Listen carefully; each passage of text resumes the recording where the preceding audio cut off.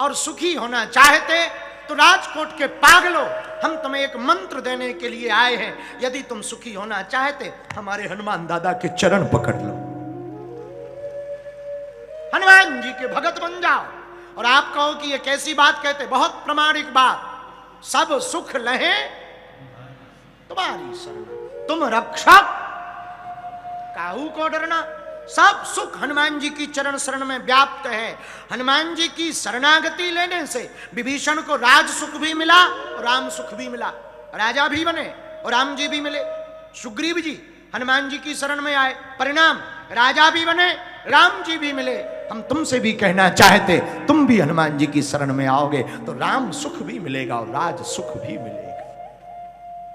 किसी राज्य के राजा भले ही ना बन पाओ, पर हनुमान जी की भक्ति करोगे ना, मन के राजा तो बने ही रहोगे। हाँ, और राज्य के राजा से बड़ा मन का राजा होता है। बुरा ना मानना, कई लोग कैद में ना होते हुए भी गुलाम होते हैं, और कई लोग स्वतंत्र होते हुए भी गुलाम होते हैं, और कई लोग गुलाम होते हुए भी स्वतंत्र होते हैं।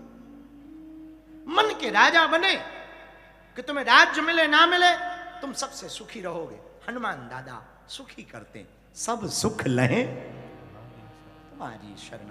हनुमान जी की शरण में सब सुख मिलता। धन्य है हनुमान जी। कल जब हम सुंदरकांड पढ़ रहे थे, सुना रहे थे आपको, तब हनुमान जी ने यही कहा, हे प्रभु, हे राम, सब आपकी कृपा है, सो सब तब प्रताप रघुराई, नाथ न कछु मोरी प्रभुताई। अंत में हनुमान जी कहते, ता कहूं प्रभु कछु अगम नहीं, जा पर तुम अनुकूल। जिस पर आप अनुकूल हो, कुछ भी बुरा नहीं, कुछ भी कठिन नहीं। भगवान जिस पर अनुकूल होते हैं वो पार हो जाता है। भगवान जिसके प्रतिकूल होते हैं वो पार होते होते भी डूब जाता है। भगवान की अनुकूलता जिस पर हो जाए वो पार होना पक्का है, वो डूब नहीं सकता।